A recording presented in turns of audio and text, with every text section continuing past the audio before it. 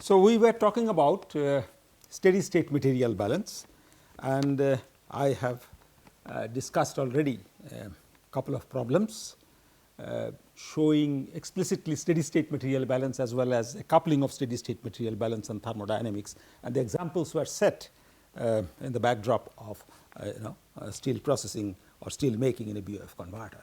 And the same principle is applicable to mineral engineering also. So, you may encounter this kind of small simple problems also in competitive exams. So, I thought that you should be knowing the equations and expressions, so that you should be able to perform those calculations if you are asked to do so.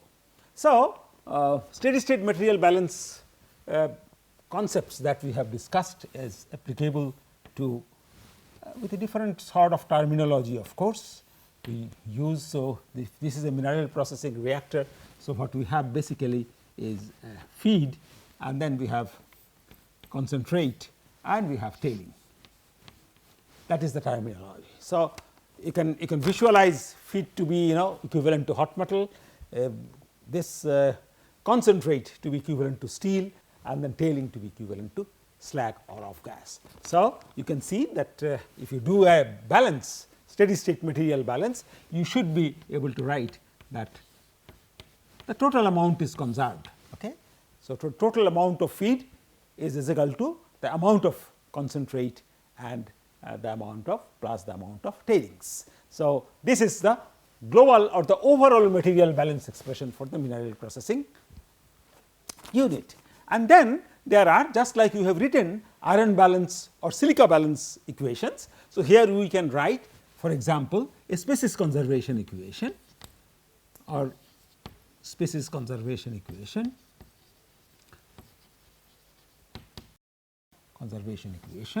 or the same equation can be written considering the grade. So, if you say that suppose if it is a chalcopyrite CuFeS2 ore, then you can understand that in the ore possibly the concentrate of chalcopyrite is not like it is in iron ore. So, therefore, say maybe very good ore can have 4 percentage chalcopyrite. So, 96% could be gangue material and so on and so forth. This is not copper, okay, not 4% copper, this could be chalcopyrite itself. So, you can say if you do a chalcopyrite balance, because there is no chemical reaction here, mineral processing operations are room temperature operations. So, it is basically crushing and grinding, and then you separate the gangue materials from the feed, okay, or isolate the gangue materials from the feed, and the gangue material basically means. So, the 96% of the material that is there in the copper ore, okay, 96% is gangue, and that good part of the gangue is going to be manifesting in the tailing itself. So, if you do a chalcopyrite balance, so therefore, it is understood that whatever chalcopyrite is there in the feed, that must be splitting in between concentrate and tailing, and obviously, when you say it is concentrate, so we will say that we mean that we have more chalcopyrite here. So, we can say that FF is equal to Cc plus Tt, where small f, small c and small t are the grades of feed, concentrate and tailing respectively. So, therefore, it is understood that we have two different equations as it is cast, and we have 6 unknowns here. Okay. So, therefore, we have to specify 4 unknowns, and then the remaining 2 can be calculated from the 2 equations. And once we do this, then we should be able to calculate various parameters of interest. For example, one is ratio of concentrations, which is frequently calculated, okay, and the other is the percentage recovery, which is also calculated. So, if for example, if we look at these expressions, and if you multiply this, for example, the tailing concentrate, so you can have T into C plus T into T. So, if you multiply, operate on the first equation, with the tailing concentration, then you get this, and if you subtract this, and then you get something like f if you take common, and then if you have f minus t, and then if you take c common, and then we have small c minus small t common.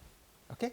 So, therefore, we can get from here f by c, the ratio of concentration is equal to c minus t, and then we have f minus t.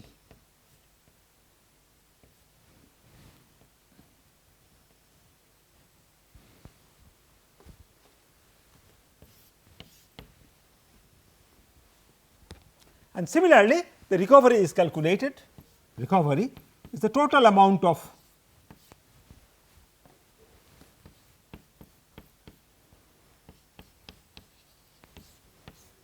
so this means the total amount of chalcopyrite in concentrate divided by the total chalcopyrite which is coming into the. So, useful in the useful component how much we are going to get. So, that is the percentage recovery is calculated. So, if I give you 4 of the parameters, you should be able to calculate all these things. It is a straightforward piece of cake.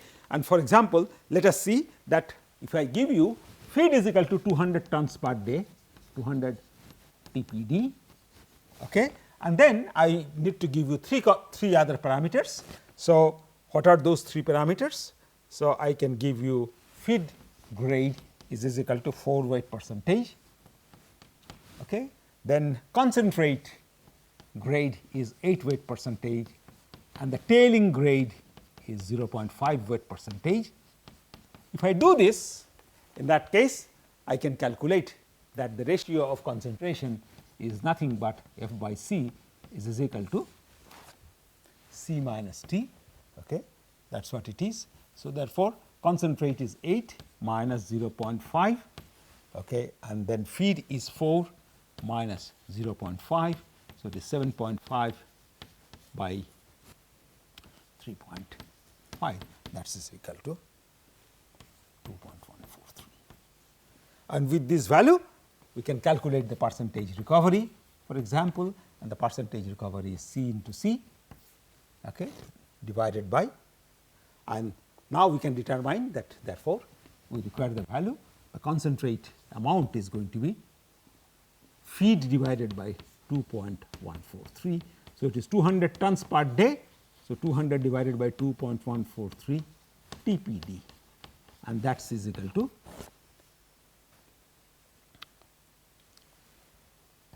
93 point. So, we can have, and if you do these values, so therefore, concentrate is 4%, this is 8%, this is 93.2032, and this is 200. So, what is that? 200. So, 93.32 multiplied by 4, concentrate is 8%, sorry, feed is 4% copper, and that is equal to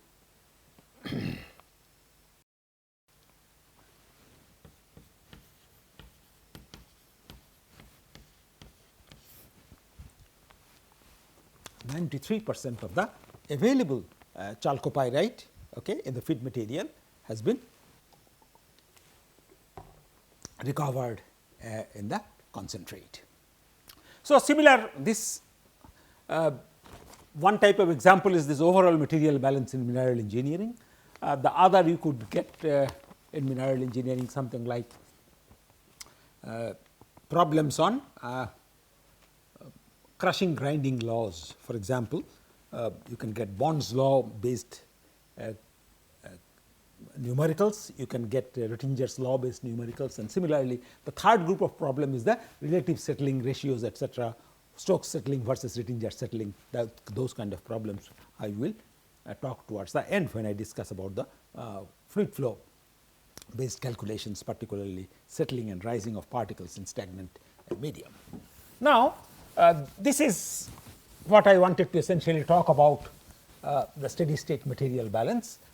You can try out various problems which are available in different textbooks based on the concepts outlined in this lecture. And now I would like to discuss problems on heat transfer. Okay, so that is the next segment. So problems on heat conduction, that is the first thing, and we will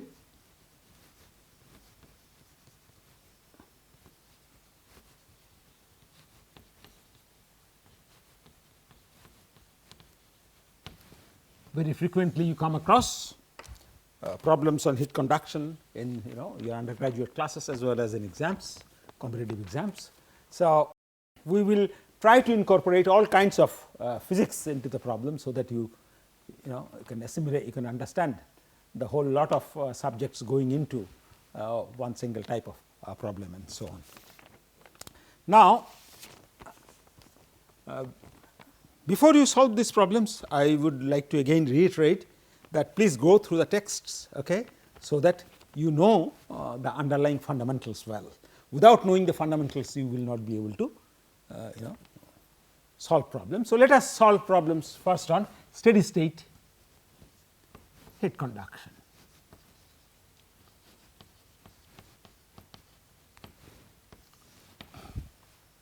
Let us pose a problem, define a problem description. So we have a sphere. The sphere has it is immersed in a fluid. It is immersed in a fluid.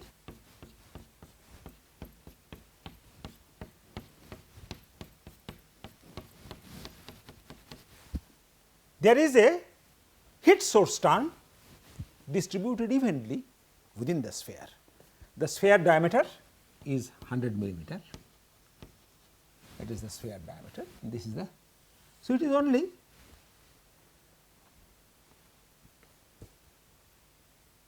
this is fluid, and this fluid, the nature of the fluid is it is stagnant, and thermal conductivity of the fluid is 0.1 watt per meter square. The fluid temperature is 360 degree Kelvin, and the fluid is the volume of the fluid is substantially larger than the volume of the sphere. So that we can assume that this is not a function of time, this remains constant throughout the process. So because the sphere is the solid, okay, it has a source term and heat source, and the thermal conductivity of the solid is 0.01 watt per meter Kelvin. This is watt meter Kelvin. 0.01, that is fine. So it is given that the temperature filled within the solid is dictated by the following equation.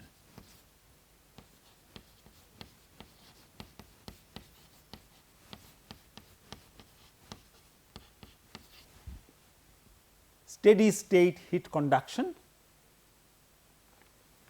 in a sphere with a constant heat source term. We should note that this has an unit of watt per meter cube, as is the dimension of this particular term. And what is asked for? That you calculate the center temperature. That is the job. Under steady state condition, when the sphere is immersed in a fluid maintained at a constant temperature of 360 degrees centigrade, if the heat temperature filled within the solid is governed by this equation, what is the temperature at the center of the sphere? That is what we need to calculate. So let us see how we can calculate. You must understand here that between the solid surface and the liquid, there is a heat transfer going on and the continuity of heat flow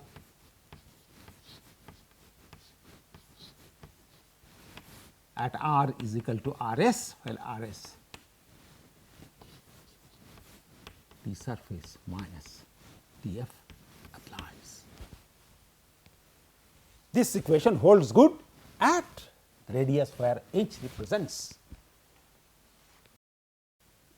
the surface heat transfer coefficient between the solid and the fluid. The h comes from Nusselt's number, and we all know that the limiting value of Nusselt's number, diameter based Nusselt's number, when the fluid is essentially stagnant, is equal to 2. So, therefore, we can say h ds by k fluid. Please remember that Nusselt's number and Biot number look similar, but Biot number has k solid as the denominator. So, this is equal to 2, and if you substitute the value, okay, you will find out that the diameter of the sphere is given to be 100 mm. So, and k fluid is given to be,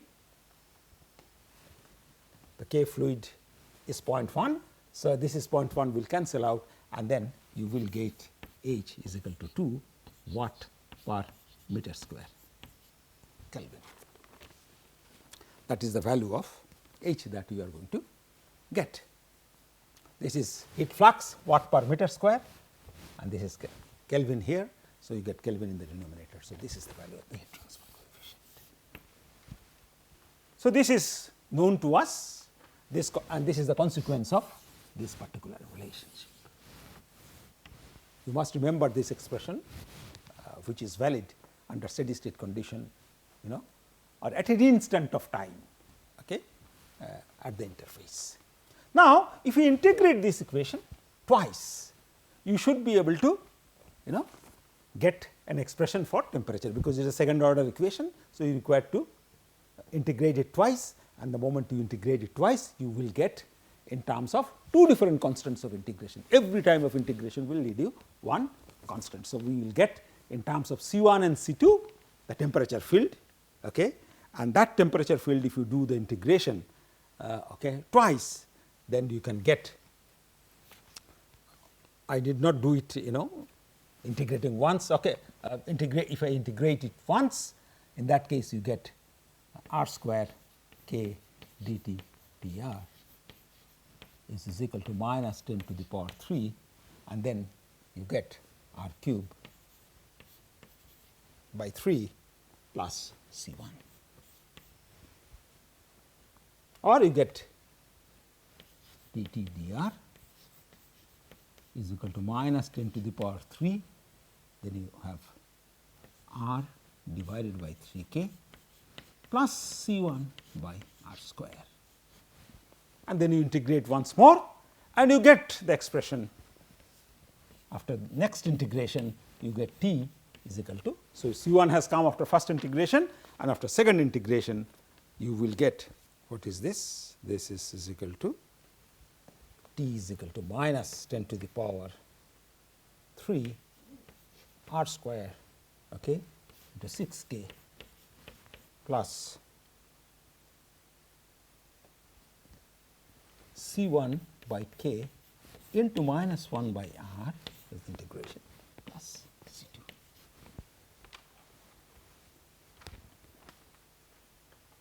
So, from here we see at center the heat flux, because of the symmetry condition, this gradient is going to vanish. So, this essentially tells me at r is equal to 0, gradient does not exist. So, therefore, C1 is equal to 0, and you can find out therefore, that what is the value of C2, and then that C2 will give you the value, okay, at the second boundary condition you can derive it. So, you can say that C2 is equal to, when r is equal to Rs. So, you can say T is equal to Ts, and then we have minus 10 to the power 3, okay, and this is equal to Rs squared by 6k, and then this term is 0 and plus C2. So, therefore, C2 is equal to T s plus 10 to the power 3 R s square by 6 k.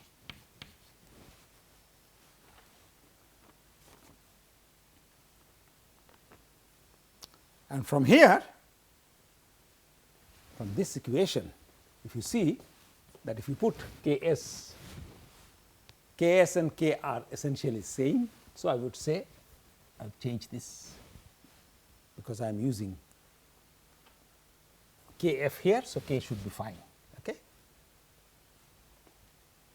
And then therefore, now because the Ts is not given to us, an expression for Ts will come from this particular equation. So, as you can see here that k dt dr is given in terms of C1 is 0 in terms of this parameter. So, therefore, we can get the surface temperature also Ts, an expression of Ts based on that particular equation. So, the Ts is going to come out to be, if you do this from here,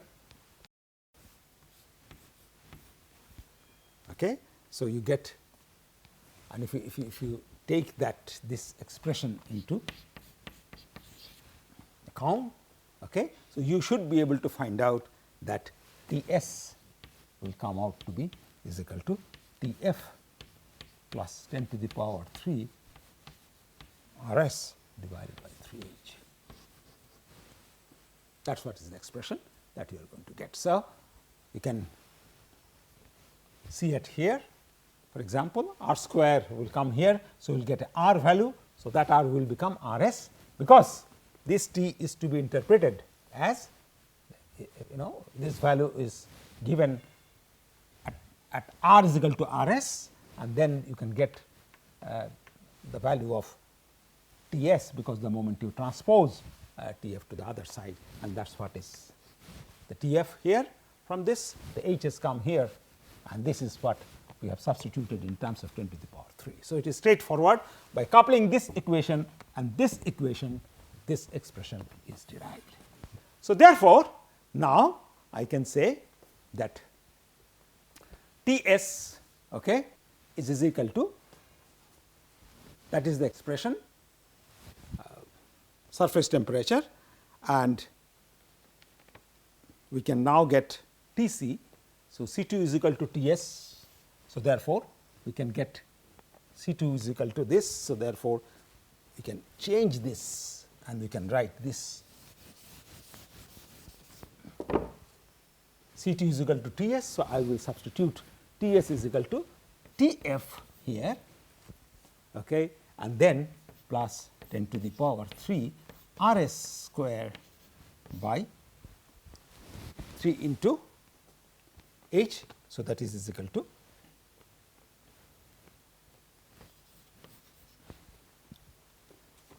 So, therefore, we can get the value, okay, if you do this. So, therefore, this is equal to this. Everything here is known. Okay. Now, this is the general expression, and I want to get what? T c, and T is equal to T c, that we know when R is equal to 0. That is the definition. So, the moment we put R is equal to 0, we get T is equal to T s, okay, T is equal to T c. So, therefore, the final expression comes out to be T c is equal to, first term is 0, then this is T f, and this is 10 to the power 3 R s square divided by 3 times h. And if you substitute the value now, this is 360 plus 10 to the power 3, and this is radius. So, this is 0.05 square divided by 3, and heat transfer coefficient is 2. So, therefore, if you find this out, and then you will get T, this comes out to be something like 410 Kelvin.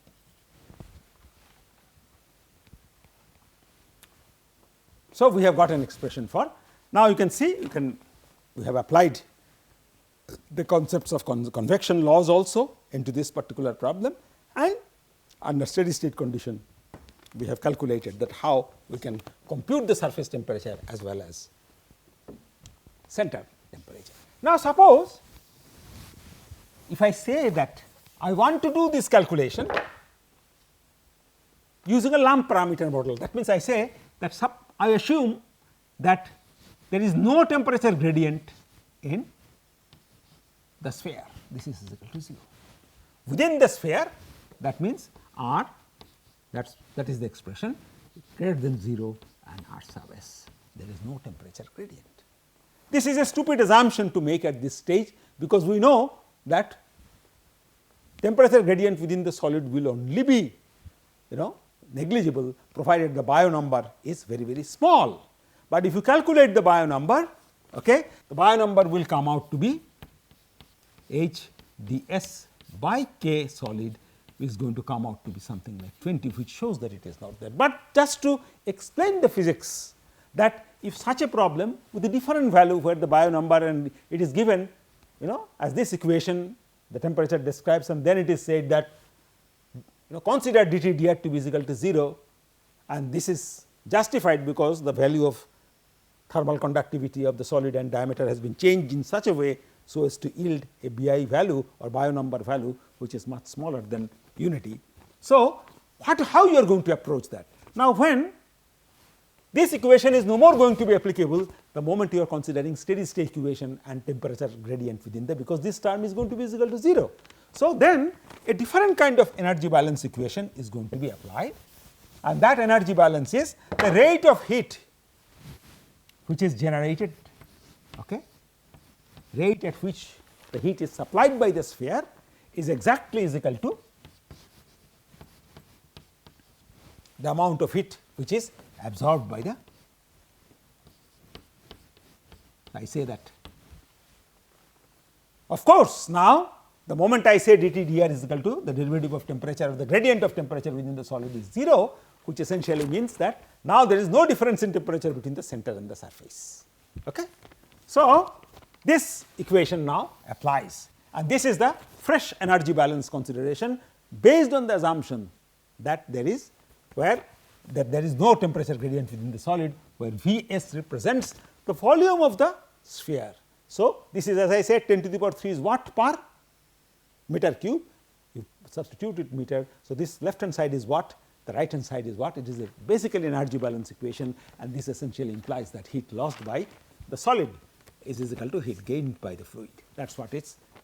And then if you solve this equation, you should be able to find out that where Vs is equal to 4 by 3 pi Rs cubed, and this is equal to 4. So, this is sphere, so this has 4 pi Rs square.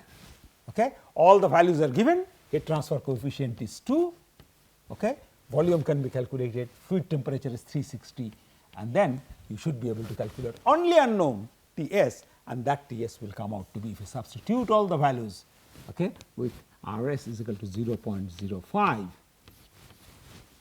all in SI unit needs to be substituted, and the surface temperature will come out to be 360, which is Tf plus some component, and that is going to be is equal to 10 to the power 3 into Vs divided by H into As, and this part, by substituting the value, you can find out that this is going to be is equal to 8.33. So, this is 368.33.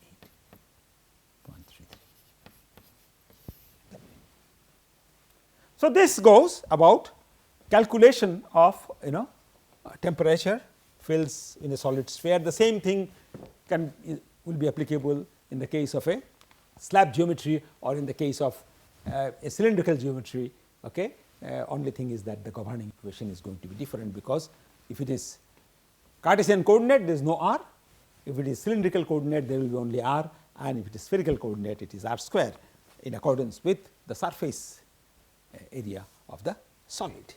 Now, let me tell you one more problem where composite materials are used, and this is a very frequent topic on which problems are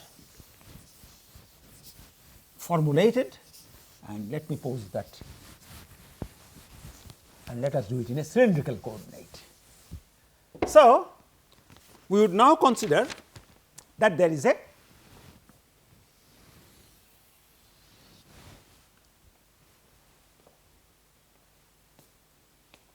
cylindrical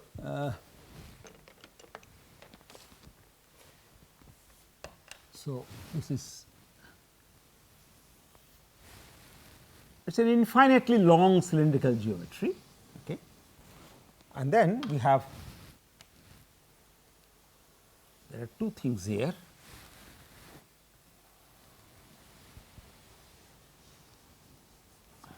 That is how it looks, it is perpendicular to the board, okay. So, since it is infinitely long cylindrical geometry is considered here. So, it is only the radial direction heat transfer that is important. So, this reddish thing is a steel shell, this white stuff is refractory, and assume that a fluid is flowing through the tube. So, it is a refractory tube basically lined with a steel shell through which a fluid, hot fluid is. There is negligible temperature gradient. Steel shell has a thermal conductivity of 40 watt per meter Kelvin.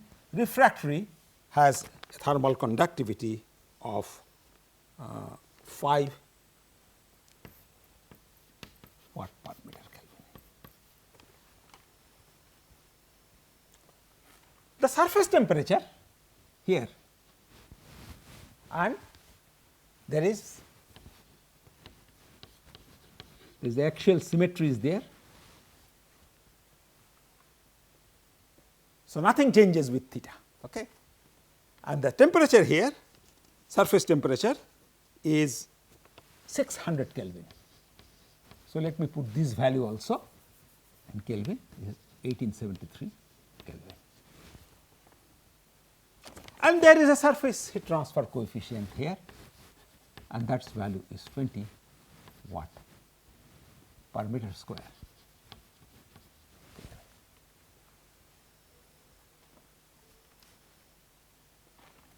What are the data that is needed?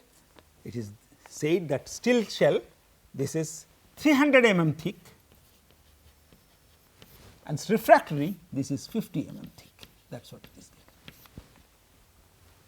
While there is no temperature gradient and no contact resistance between the fluid and the refractory, there is finite resistance at this interface, which is the interface between steel shell and refractory. And given all this data, the objective is to calculate R thermal contact, the contact resistance between refractory and steel shell applicable to this particular interface. That is what.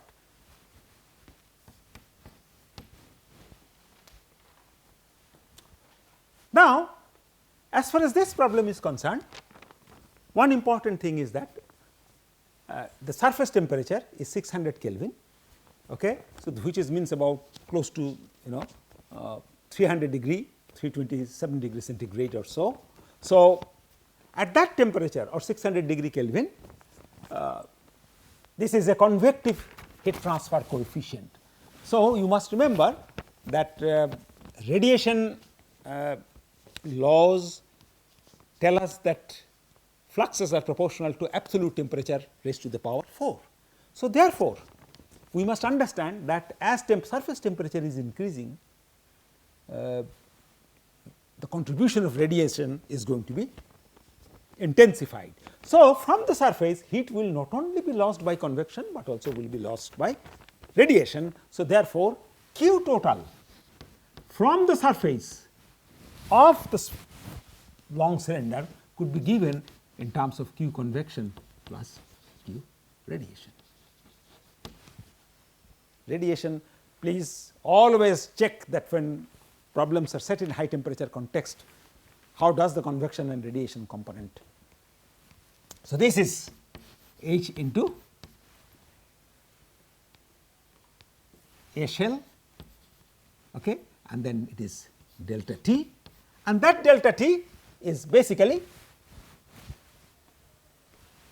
T surface, which is given minus T ambient, which may be taken to be 298 Kelvin, 25 degree centigrade, the ambient temperature, and then you have sigma epsilon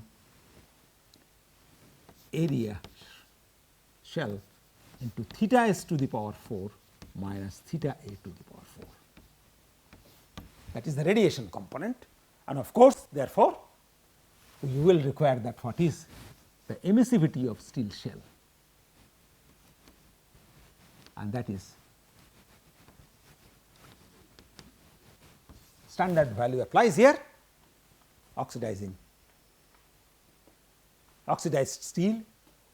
So, therefore, H is given, A shell is given, and that A shell is equal to basically 2 pi r, okay, radius of the shell, and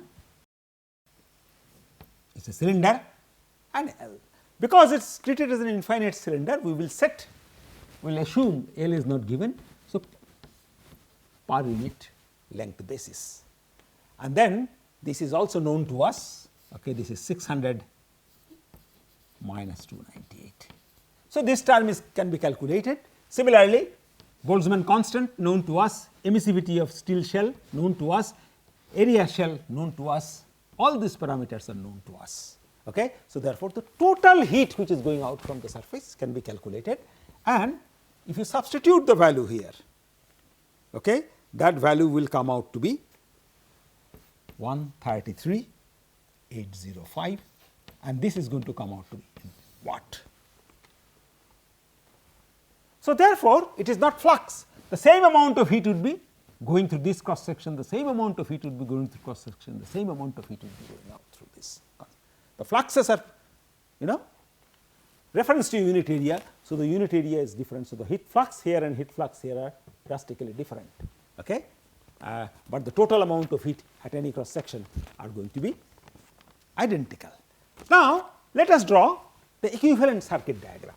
So, we have the circuit diagram looks like this, that we have a refractory layer, there is a refractory resistance, because refractory is solid, it has a thermal conductivity, and then we have a contact resistance, and then we have, so this part, that is what I am talking about, is the refractory part. This part which I am showing here is the shell part, and this is the interfacial region where we have the contact thermal resistance, and this temperature is T2, which I do not know. This temperature is T2 prime, which also I do not know, but I know that through this the value of Q that is going through can be easily calculated, and which I have calculated to be this much. So, the task is to calculate this temperature, this temperature. Once you calculate these two temperature, since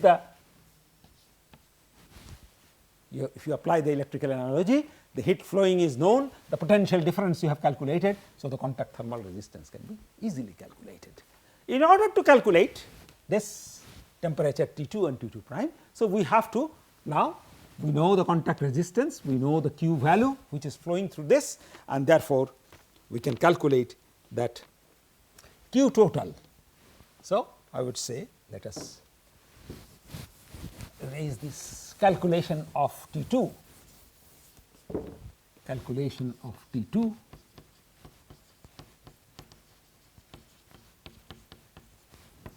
and that is equal to Q total, which is equal to 13,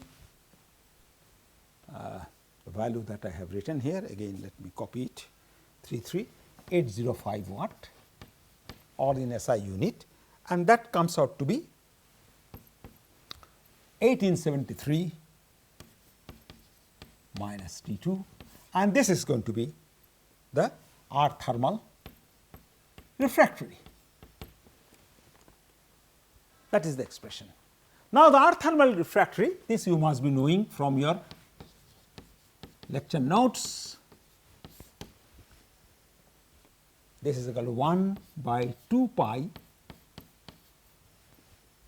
R refractory, okay, into L into Ln outer by inner. So, R 0 refractory, R inner refractory.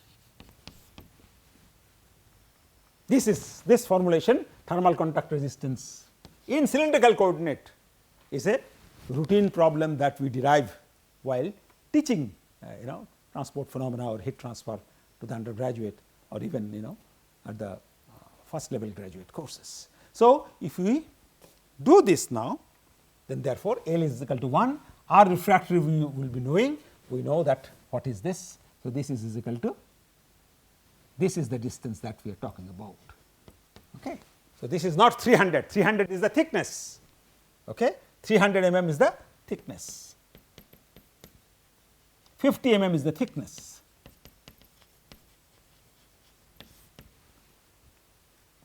And this diameter, total diameter is of course to be given, and that total diameter I think is, I will quote it later maybe, it is not needed as of now. So, therefore, we should be able to calculate that 1873 minus T 2 divided by 2 into 3.142 into 5 is the refractory, R refractory. So, this is not R refractory, this is K refractory, I am sorry, this is K refractory. So, this is equal to 5 and this is equal to 1.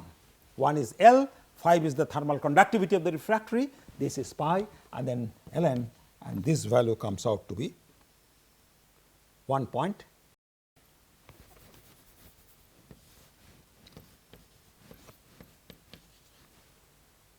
divided by 1.5.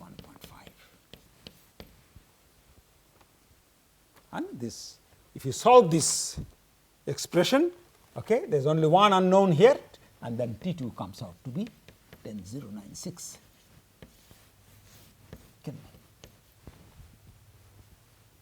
In a similar way, if you do same expression you apply to calculate T 2. So, you have T 2 prime. So, we will have Q total, the same total heat flows, and that is going to be equal to, now as far as the electrical circuit diagram, it is the driving force is T 2 minus prime minus 600, okay. That is the temperature here. This temperature is 1600 or 1873, okay, and this temperature is 600 Kelvin. So, therefore, we can say that T 2 prime minus 600 divided by 1 2 pi K steel into L into ln R 0 steel by R I steel. And this, if you substitute the value, then you get 1 divided by 2 into 3.14 multiplied by K steel is 40, this is 1 and this is ln 1.85 divided by 1.8, 1.85 divided by 1.8, and therefore, only one unknown, and this is equal to 133,805 watt. So, therefore, T 2 prime comes out to be 615. And now it is straightforward. So, therefore, I would say that thermal contact resistance is R thermal contact. If I do it in terms of Kelvin by watt, so that is equal to the differential temperature, that differential temperature is 10.096, okay, which is here 10.096. This is the driving force. So, I have determined this to be 10.096, I have determined this to be is equal to 615, and now I know that Q is going to, so Q is known, temperature differential is known. So, therefore, the thermal contact resistance can be calculated very easily, and therefore, this is going to be 615 divided by 133, the amount of 805, and that comes out to be something like 3.6 into 10 to the power minus 3 Kelvin.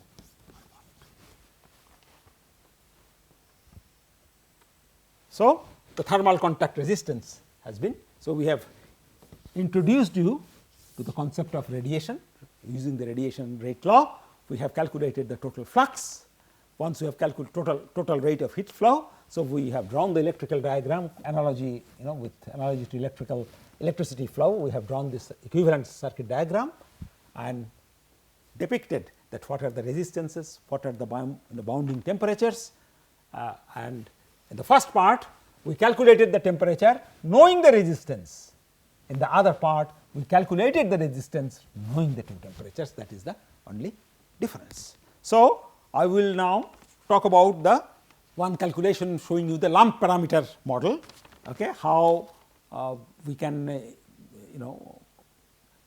assuming that in these cases there are within the domain there is considerable variation in temperature, okay, particularly in refractory and steel shell, but we will solve a class of problem, as I said, negligible temperature gradient, okay, and use a lump parameter model and show you that how useful inferences can be drawn on the basis of that. That we will discuss in the next class.